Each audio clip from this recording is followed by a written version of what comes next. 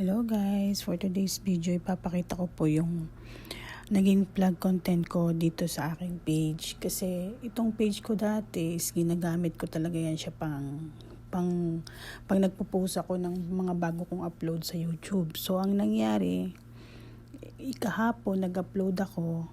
So pagka-upload ko, lagi kong chine-check yung profile recommendation ko. So nagulat ako nung pagtingin ko ay ang dami kong vlog content. Ang vlog content na ito ay yung mga link na galing sa YouTube na mga pinost ko dati. So ngayon ayaw na rin yan ni Facebook. Kaya lahat, yan, nakikita nyo, lahat yan, dinilit ko po talaga lahat ng mga post ko. Yung mga dati-dati pa.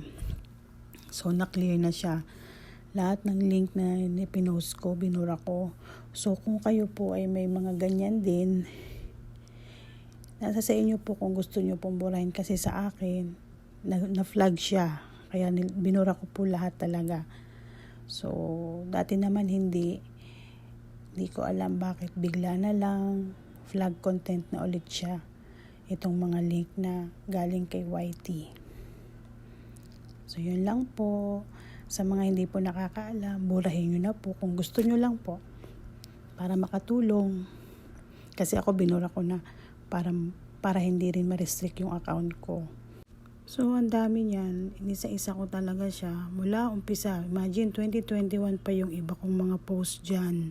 Ayan, kung nakikita nyo, July 7, 2021. So inisa-isa ko talaga yan siya naburahin.